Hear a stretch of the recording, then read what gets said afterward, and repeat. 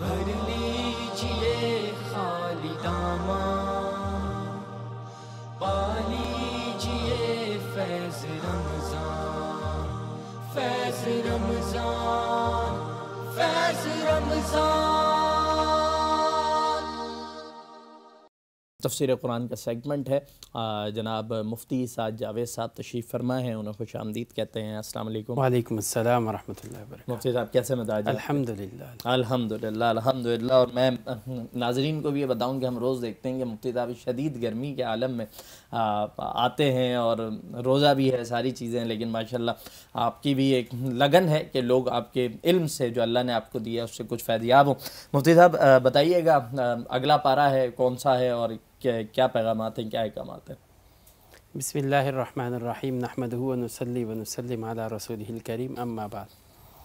آج رمضان المبارک کا 16واں روزہ ہے، اسی نسبت سے 16ویں پارے کی تفسیری خلاصہ انشاءاللہ عرض کیا جائے گا۔ انشاءاللہ 16ویں پارے کی ابتدائی آیات میں تو قصہ موسیٰ اور خضر کا تذکرہ ہے، جس کا ہم گزشتہ کل درس میں تذکرہ کر چکے ہیں۔ جی۔ اس کے بعد قرآن کریم نے ذوالقرنین کا واقعہ ذکر کیا ہے۔ ذوالقرنین ایک ایسا بادشاہ تھا جسے اللہ نے مادی اور ہر قسم کے وسائل مہیا فرمائے تھے، اور مشرق اور مغرب چہار جانب اس کو اللہ رب العزت نے حکمرانی عطا فرمائی تھی۔ مختلف دنیا کے کونوں میں وہ گئے اور وہاں پر جا کر انہوں نے لوگوں کے حال احوال اور ان کی پر عدل و انصاف کے ساتھ حکومت کی۔ یہ کون تھے، اس حوالے سے صحیح روایات میں تو کچھ ایسا پتہ نہیں چلتا۔ بعض لوگوں نے اپنے اندازوں سے یہ کہا ہے کہ یہ سکندر مقدونی جو تھے وہی ذوالقرنین تھے، لیکن یہ روایات زیادہ درست اور مستند معلوم نہیں ہوتی، کیونکہ قرآن کریم کا اسلوب بتاتا ہے کہ یہ ذوالقرنین ایک عادل بادشاہ تھے، جبکہ سکندر مقدونی کی متعلق تاریخ کی کتابوں میں کوئی زیادہ اچھی روایات موجود نہیں ہیں۔ بہرحال ایک تذکرہ ہے کہ شرق اور غرب گئے اور وہاں پر جا کر انہوں نے مختلف لوگوں کے حال احوال معلوم کیے۔ ایک مغرب کی جانب یہ جب وہاں ایک جانب گئے ہیں اور وہاں پر پہاڑی علاقہ تھا، وہاں کچھ لوگوں نے انہیں اپنی یہ مشکل بیان کی کہ کچھ ظالم قوم ہے، وہ ہم پر حملہ آور ہوتی ہے، شورشے برپا کرتی ہے، نقصان پہنچاتی ہے۔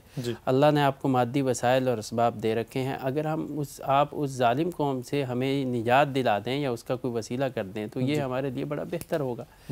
تو انہوں نے کہا کہ وسائل تو ہمارے پاس بہت ہے، انہوں نے کہا کچھ تعاون کر دیتے ہیں۔ کہا تعاون کی ضرورت نہیں، آپ افرادی قوت مہیا کرو، ہم اس کا بندوبست کرتے ہیں۔ پھر ایک دیوار تعمیر کی جسے سد سکندری وغیرہ کہا جاتا ہے ذوالقرنین نے، اور اس دیوار کو تارکول، لوہا، پتھر ان سب کو ملا کر بڑی مضبوط کو جو ہے وہ کیا، اور اس ظالم قوم کا راستہ ان کے علاقے تک آنا بند کیا۔ یہ ظالم قوم کون تھی؟ قرآن کریم نے اس کو یاجوج ماجوج کا لقب دیا ہے۔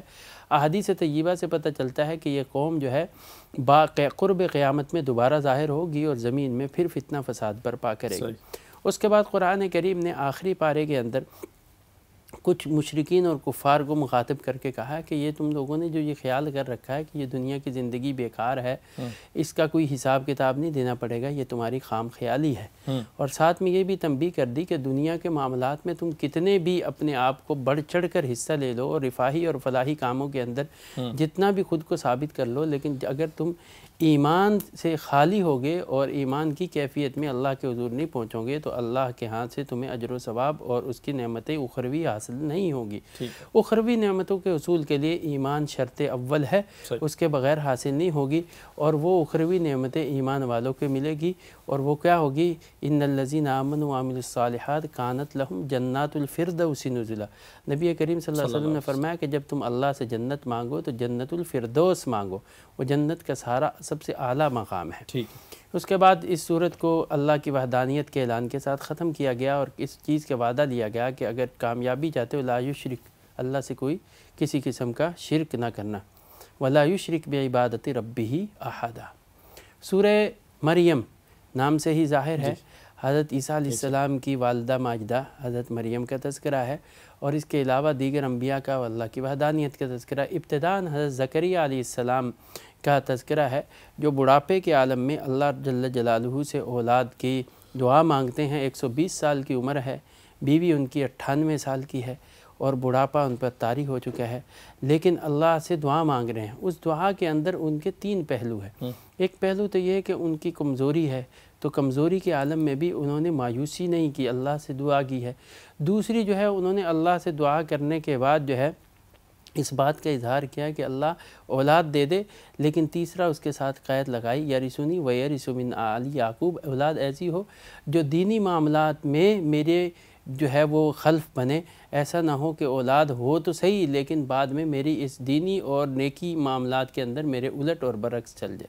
اللہ رب العزت نے یحییٰ علیہ السلام کی ولادت کی خوشخبری دی ہے، ان کی جو ہے صفات عالیہ بیان کی گئی ہیں۔ اس کے بعد حضرت مریم کا تذکرہ ہے۔ حضرت مریم کا تذکرہ کرتے ہوئے قرآن کریم کہتا ہے کہ حضرت مریم جو ہے تنہائی میں گئی ہیں، وہاں پر فرشتہ پہنچا ہے اور فرشتے کو دیکھ کر چونکہ انسانی شکل میں تھا وہ گھبرا گئی۔ انہوں نے کہا قالت انی اعوذ بالرحمن منک ان کنت تقیہ، اگر کسی غلط ارادے سے آئے تو میں اللہ سے پناہ مانگتی ہوں۔ نتیجتاً اللہ نے جو ہے بغیر جو ہے شوہر کے اولاد دینے کا فیصلہ کیا۔ پھونک ماری جبرائیل نے، وہ جو ہے پیٹ سے ہو گئی، پھر بچے کی ولادت ہوئی۔ تو بچے کی ولادت بچہ لے کر گود میں جب وہاں پہنچی ہیں اور قوم نے دیکھا ہے تو قوم نے تہمتیں اور الزام تراشیاں شروع کر دی اور یہ کہا کہ یا اخت ہارون ما کان ابوک امرأ سوء وما کانت امک بغیہ، تمہارے بھائی ہارون بھی بڑے نیک شریف تھے، ماں بھی تمہاری بڑی پاک باز ہوتی، تم نے یہ کیا جرم کیا؟ تو انہوں نے کہا جی اس کا جواب بچہ دے گا۔ بچہ جو جھولے میں تھا وہ بولا قال انی عبد اللہ، میں اللہ کا بندہ ہوں۔ قرآن کریم کے اسلوب سے ایک بہت بڑے جو ہے وہ ایک اور عقیدے کو اس جملے نے کاٹ کر رکھ دیا۔ نصارہ کا عقیدہ یہ ہے کہ اللہ ہیں یا اللہ کا کوئی حصہ ہے، معاذ اللہ عیسیٰ علیہ السلام، دیکھیں ایک ہی جملے نے اس پورے عقیدے کو تھا انی عبد اللہ کا بندہ ہوں، اس ایک جملے نے ان کے سارے اس باطل عقیدے کی تردید کر دی، اس کو پاش کر کے رکھ دیا۔ پھر عیسیٰ علیہ السلام کو اللہ نے جو صفات عالیہ دی تھی ان کا انہوں نے اپنی زبان سے اقرار کیا کہ مجھے ماں کا فرما بردار بنایا ہے، مجھے نماز ادا کرنے، زکوٰۃ ادا کرنے کا پابند بنایا ہے، اللہ نے مجھے جو ہے اپنی بندگی اور عبادت کے لیے بھیجا ہے، اس کی دعوت توحید کے لیے بھیجا۔ پھر اس کے بعد قرآن کریم نے ابراہیم علیہ السلام کا تذکرہ کیا ہے۔ ابراہیم علیہ السلام دعوت توحید اپنے والد کو دے رہے ہیں اور بڑا خوبصورت انداز قرآن نے اپنا یا اباتی اے پیارے ابا جان، اے پیارے، دعوت کا وہ اسلوب جو دین کا مطمع نظر اور مطلوب ہے وہ ذکر کیا ہے۔ اے ابا جان میں ایک صحیح دین لے کے آیا ہوں اس کی طرف، اے ابا جان شیطان کی بندگی سے بچ جائیے، اے ابا جان صحیح راستے کی طرف آ جائیے، نقصان آپ کو نہ ہو۔ ابا جان، یہ ابا جان کہہ کر بڑے پیارے انداز میں بلایا، لیکن والد غصے میں تھے، انہوں نے جو ہے گھر سے نکال دیا۔ وہاں گئے، اللہ نے اس عالم میں بھی والد کی مغفرت کی دعا کی، اللہ نے اسحاق و یعقوب کی ولادت کی خبر دی۔ پھر اس کے بعد قرآن کریم نے مختلف نبیوں کو، موسیٰ علیہ السلام، ہارون علیہ السلام، اسماعیل علیہ السلام، ادریس علیہ السلام، ان کا تذکرہ کر کے کہا کہ یہ سارے اللہ کے انعام یافتہ لوگ تھے اور جب بھی ان کے سامنے اللہ کا ذکر آتا تھا وہ سجدے میں گر جاتے تھے۔ بعد میں ان کے پیچھے بعض لوگ آئے جنہوں نے ان کی تعلیمات سے روگردانی کی اور اس کے نتیجے کے اندر بھٹک گئے اور طرح طرح کے اعمال کی وجہ سے جہنم کا ایندھن بن گئے۔ پھر اللہ کی انسان کو مخاطب یقول انسان اذا ما مت لسوف اخرج، جب مر جاؤں گا پھر زندہ ہو کے کیسے کہوں گا، اس کا تذکرہ کیا۔ پھر پل صراط کا تذکرہ ہے، وَإِن مِّنكُمْ إِلَّا وَارِدُهَا، تم میں سے ہر ایک اس سے گزرے گا، اپنے اعمال کے بدلے میں وہ اس سے بچ پائے گا۔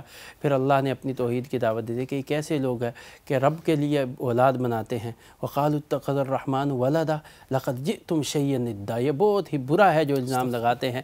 پھر اس کے بعد ان تمام منظرنامے کے ساتھ اس صورت کو آخرت کے منظرنامے کے ساتھ ختم کیا گیا۔ سورہ طٰہٰ رسول اللہ صلی اللہ علیہ وسلم کی اس میں گرامی سے موسوم ہے، طٰہٰ آپ کا اس میں گرامی ہے۔ قرآن کریم نے ابتداءً اللہ کے نبی صلی اللہ علیہ وسلم سے بڑے محبت میں انداز میں کہا ہم نے آپ کو نبی بنا کر بھیجا ہے، آپ کے اوپر قرآن کے ذریعے ہم نے کوئی مشقت تھوڑی نہ ڈالی ہے، آپ خود کو کیوں مشقت میں ڈالتے ہیں؟ اب اتنا قرآن کریم کے پیغام کو لے کر تکلیف میں کیوں مبتلا ہوتے ہیں؟ آپ پیغام پہنچائیں، مانتا ہے کوئی مانے، نہیں مانتا ہے نہ پہنچے تو آپ دل گرفتہ نہ ہوں، ان کے جو ہے انکار کے اوپر آپ غم زدہ نہ ہوا کریں۔ اس کے بعد قرآن کریم نے آپ کی تسلی و تشفی کے لیے موسیٰ علیہ السلام اور فرعون کے قصے کو ڈیٹیل کے ساتھ تفصیل سے یہاں ذکر کیا۔ آیت نمبر 9 سے شروع ہونے والا واقعہ 100 آیت تک 98-97 آیت تک چلتا ہے اور جس کے اندر موسیٰ علیہ السلام کی زندگی کے مختلف مراحل ہیں۔ ابتداءً مرحلہ مدین سے واپسی کا ہے، جب وہ آئے ہیں حرارت حاصل کرنے کے لیے، سردی کے موسم میں آگ کی ضرورت پڑی، طور پر گئے، وہاں پر جو اللہ کی تجلی کا نظارہ کیا، نبوت ملی، پھر معجزات ملے، پھر وہاں سے واپسی پر ہارون علیہ السلام کو نبوت میں شریک کروایا، پھر اللہ نے بچپن کی یاد دہانیاں کروائی، پھر جو ہے فرعون کے پاس گئے اور وہاں پر جا کے فرعون کو دعوت دی. تو یہاں ایک بات پورے واقعے میں آئی فقولا لہ قولا لینا کہ فرعون کے پاس جب گئے ہیں تو فرعون کو اللہ نے فرعون کے پاس جاتے ہوئے نصیحت کی کہ اس کے ذرا نرم لہجے میں بات کرنا. دعوت دین کا اصول ذکر کر دیا کہ دعوت کیسے ہونی چاہیے. مفتی شفیع صاحب رحمۃ اللہ علیہ نے اس کی تفسیر میں معارف القرآن میں لکھا ہے کہ موسیٰ علیہ السلام سے بڑا مصلح اور داعی کوئی نہیں تھا اس وقت, اور فرعون جو انا ربکم الاعلیٰ کا دعویٰ کیے بیٹھا اس سے بڑا کوئی جو ہے وہ سرکش اس وقت موجود نہیں تھا. لیکن سب سے بڑے داعی اور مصلح کو آرڈر یہ ہے کہ سب سے بڑے مشرک سرکش کے پاس جب جاؤ تو نرم گفتاری اختیار کرنا. تو فرمایا کہ ہم موسیٰ علیہ السلام سے بڑے مصلح اور داعی نہیں بن سکتے, ہمارا مخاطب فرعون سے بڑا ظالم اور کافر نہیں ہو سکتا, لہذا ہمیں بطریق اولا اپنے دعوتی اسلوب میں نرمی اختیار کرنے کا حکم ہے. پھر قرآن کریم کے تذکرہ ہے کہ موسیٰ علیہ السلام کے معجزات کو دیکھ کر اس نے جو ہے وہ سحر کا اور جادوگری کا الزام لگایا. جادوگر مقابلے میں آئے, شکست خوردہ ہوئے, پھر ایمان لے آئے, جادوگروں کو اس نے قتل کر دیا. پھر وہ بالآخر جو ہے ناکام و نامراد ہوا, دریا برد ہوا, بنی اسرائیل محفوظ ہوئے. بنی اسرائیل کو جب اللہ نے منصب و مقام دیا تو وہ گوسالہ پرستی میں مبتلا ہوئے, بچھڑے کو پوجنا شروع کر دیا. موسیٰ علیہ السلام توریت لینے گئے, پیچھے انہوں نے وہ کام کیا. واپس آئے تو بھائی پہ غصہ کیا, اس نے کہا کہ یہ سب کس نے کیا؟ تو کہا کہ یہ سامری جو ہے, قرآن کریم نے یہاں پر صرف اس شخص کا ذکر کیا جس نے انہیں گوسالہ پرستی میں مبتلا کیا. اس سے پوچھا بھئی کیا ماجرا ہے؟ اس نے کہا کہ جی میں نے جو ہے وہ فرشتے کو جاتے دیکھا اور اس کی جہاں پر گھوڑے کی پاؤں لگتا تھا وہاں زمین زرخیز ہو جاتی تھی, وہاں سے میں نے مٹی لی, میں نے سونے کو تپایا, اس سے جو ہے وہ بچھڑا بنایا, اس میں ڈالا, وہ آواز نکالنے لگ گیا. یہ سامری کون تھا؟ روایات میں آتا ہے کہ جیسے موسیٰ علیہ السلام پیدا ہوئے ان کی والدہ نے فرعون کے ظلم سے بچانے کے لیے انہیں دریا کے اندر ڈال دیا, اسی طرح ان کی قوم میں ایک اور شخص پیدا ہوا, ان کا نام بھی اس کی والدہ نے موسیٰ رکھا, اور اس کو بھی فرعون کے اس ظلم سے بچانے کے لیے ایک غار کی قوم میں رکھ کر آ گئی. اللہ نے حکم دیا جبریل کو یہاں فرعون کے گھر میں جا کے موسیٰ علیہ السلام پلے, اور جبرائیل امین اس کی پرورش کے لیے غار میں آتے تھے. تو اس طریقے سے اس نے پرورش پائی.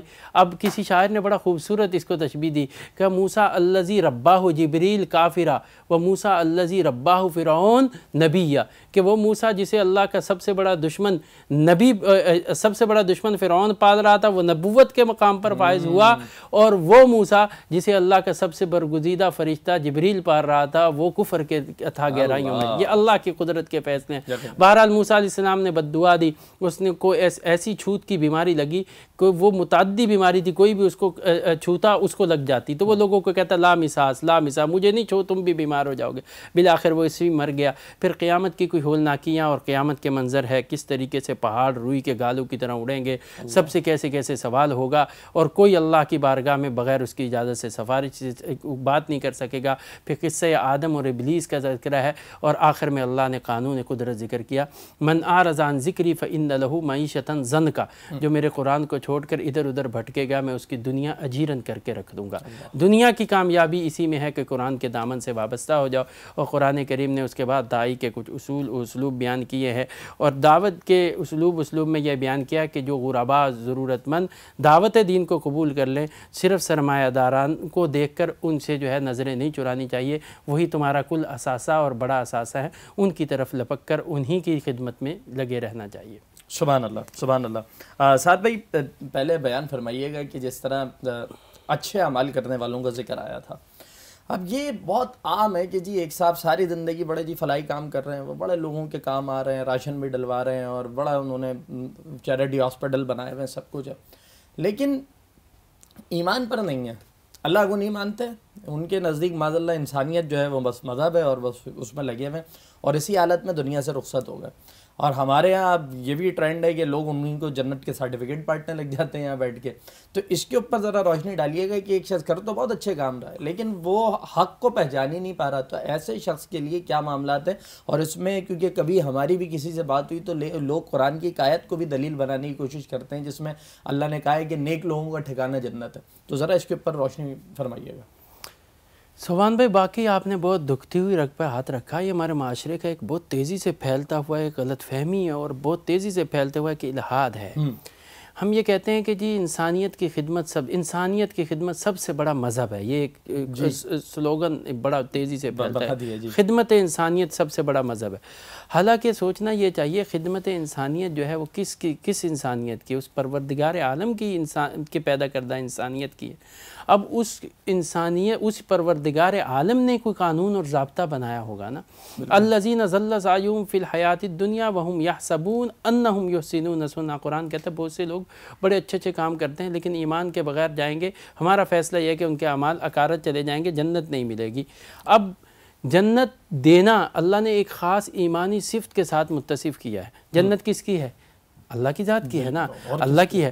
اب ایک بندہ فیصلہ کرتا ہے کہ میں یہ انعام فلاں خوبی کے حامل فرد کو دوں گا، اب اس شخص میں لاکھ عیب، لاکھ برائیاں، لاکھ خامیاں ہیں لیکن وہ خوبی اس میں موجود ہے، تو اب وہ کیا اس خوبی کی موجودگی کی وجہ سے یہ کہا جائے کیونکہ اس میں لاکھ برائیاں ہیں، لاکھ خامیاں ہیں، لہٰذا اس کو یہ انعام نہیں دیا جائے گا؟ نہیں بھائی، کیونکہ اس خوبی کے ساتھ انعام کو ملصق کیا گیا، ملایا گیا، لہذا اس کو انعام تو ملے گا، کرائٹیریا پہ کھڑا ہے وہ، ٹھیک۔ اب اسی طریقے سے ایک بندہ ہے، اس کے پاس لاکھ خوبیاں ہیں لیکن وہ ایک خوبی نہیں، وہ خامیاں بھی نہیں ہیں، لیکن وہ اس کے اندر وہ خوبی نہیں ہے جو اس انعام کے حقدار بناتی ہے۔ اب کوئی بندہ کہے بھائی وہ خامیوں سے بھرا ہوا ہے، بھائی ٹھیک ہے بھرا ہوا، لیکن وہ خوبی تو ہے نا، بالکل ایسے، بھلے یہ خوبیوں سے بھرا ہوا، بھلے وہ خوبی تو نہیں ہے نا۔ ہاں، تو اللہ نے جنت کو ملایا ہے ایمان کے ساتھ۔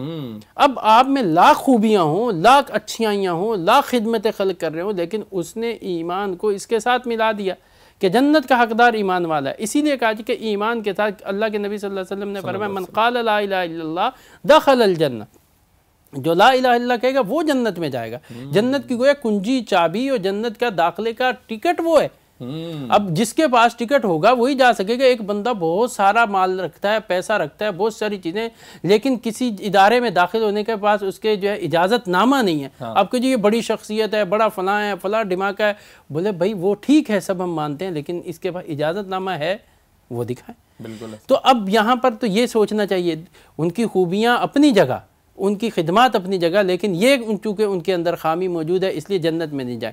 لیکن یہاں پر ان کا پوائنٹ آف ویو جو رپ کی لائنیں لگا رہے ہوتے ہیں اور سب کو جنت کے، یہ وہ لوگ ہیں، آپ ان کی ہسٹری پڑھیں دیکھیں تو یہ وہ لوگ ہیں، یہ جنت جہنم کو مانتے ہی نہیں ہیں، اس کا تصور ہی نہیں رکھتے، ان کے سوچ اور نظریات ہی جنت جہنم کے خلاف ہے، لیکن اتنے کوئی لالچی ہیں، ایک طرف جنت کے منکر ہیں، دوسری طرف اپنی پسند کی جنت بھی بانٹنا چاہتے ہیں۔ تو یہ بہت بڑا ایک دھوکہ ہے، ایک فریب ہے جس کی طرف نوجوانوں کو بڑی تیزی سے لے جایا جا رہا ہے۔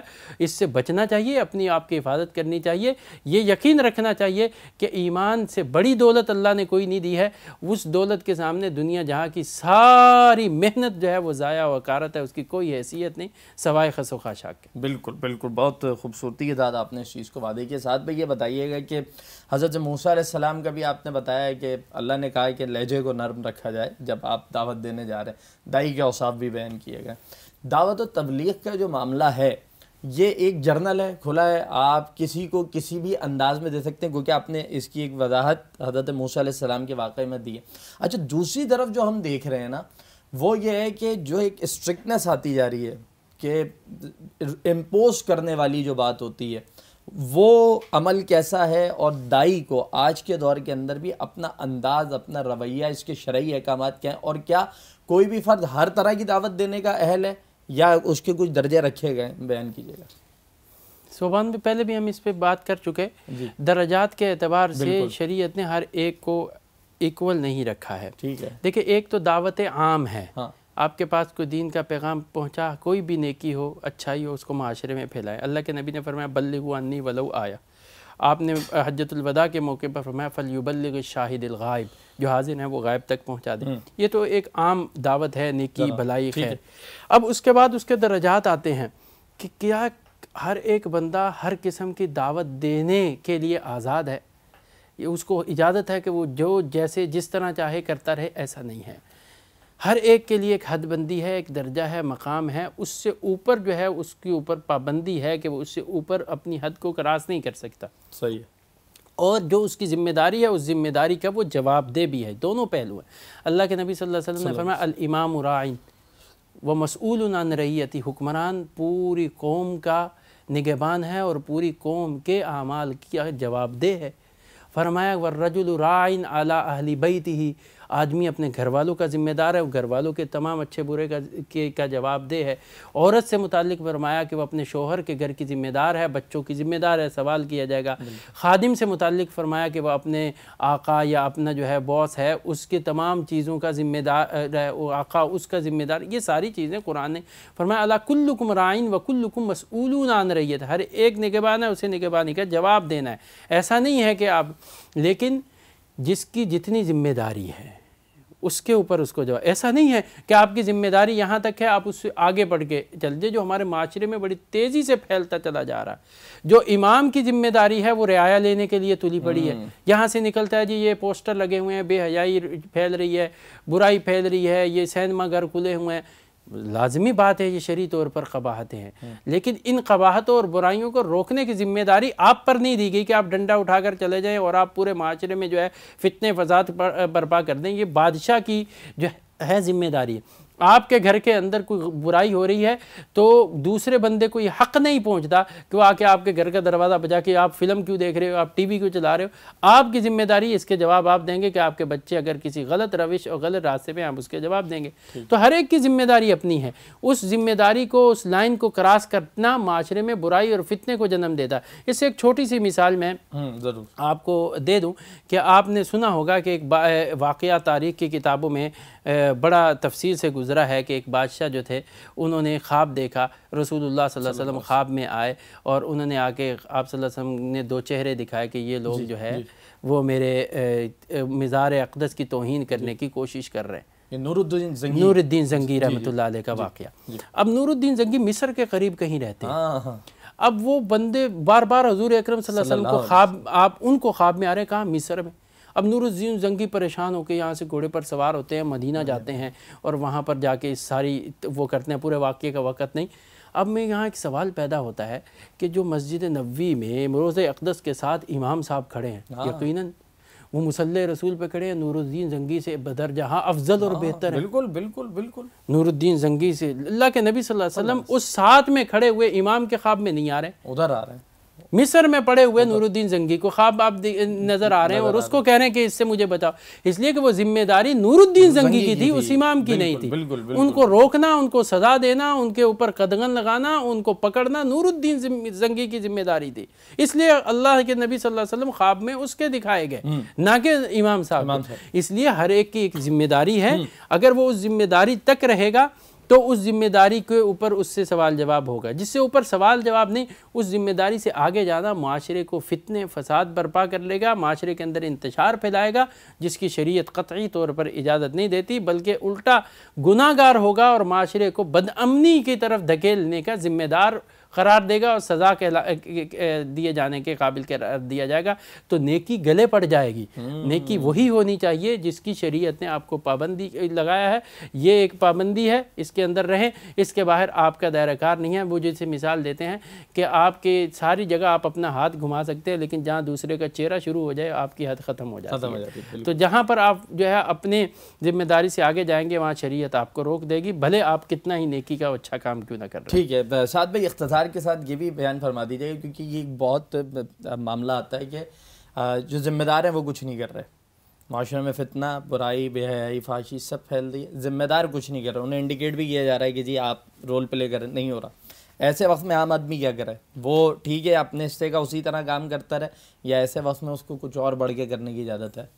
نہیں، اس کو اپنے حصے سے بڑھ کر کرنے کی تو اجازت نہیں ہے، لیکن اس کی ذمہ داری میں یہ آ جاتا ہے کہ جو اس کے ذمہ دار ہیں ان کو خواب غفلت سے بیدار کرے۔ ٹھیک ہے، اس کے لیے ہر راستہ، ہر طریقہ، ہر چیز اختیار کرے۔ دیکھیں اللہ کے نبی صلی اللہ علیہ وسلم نے بہت واضح فرما دیا، فرمایا صلو خلف کل بر او فاجر، اگر تمہارا حکمران کوئی فاسق فاجر بھی بن جائے تب بھی اس کی اقتداء میں نماز پڑھو، تمہیں اس کی اقتداء توڑنے کی اجازت نہیں ہے۔ اقتداء سے مراد یہاں نماز ہی نہیں ہے، مطلب اس کی اطاعت ہے، اس کی حکمرانی کے خلاف تلوار لے کر جنگ کرنے یا اس قسم کا رویہ اختیار کرنے جو مسلمانوں کے درمیان انتشار و افتراق کو جنم دے، اس کی اجازت پھر بھی نہیں ہے۔ آپ کی ذمہ داری اتنی ضرور بڑھ جاتی ہے کہ جہاں آپ معاشرے میں اپنی حدود تک لوگوں کو صحیح کرنے کی کوشش کریں، وہاں ان حکمرانوں تک اپنی بھرپور مؤثر آواز پہنچائیں، اور ان کو وہ جس غفلت میں ڈوبے ہوئے ہیں اور جن ذمہ داریوں سے وہ ان کے اوپر آتی ہیں نہیں ہیں، ان سے ان ذمہ داریوں کی طرف توجہ دلائی جائے۔ تو کسی نے توجہ دلاؤ نوٹس دیا جائے ان کو کہ بھائی یہ آپ کی ذمہ داری ہے، آپ اس کو ادا کریں۔ لیکن اس کے باوجود اگر وہ نہیں کرتے تو آپ کو ان کی ذمہ داریوں میں دخل اندازی کی اجازت نہیں ہے۔ آپ اللہ کے ہاں ان کے لیے جوابدہ نہیں ہیں، آپ اپنے اعمال کے جواب دیں۔ ٹھیک ہے، سمپلی آپ قانون ہاتھ میں نہیں لے سکتے۔ جی بالکل نہیں لے سکتے، نہ فتنہ بڑھے، نہ انتشار بڑھے، نہ کسی کا نقصان ہو۔ ٹھیک ہے مفتی صاحب، بہت شکریہ تشریف لانے کے لیے۔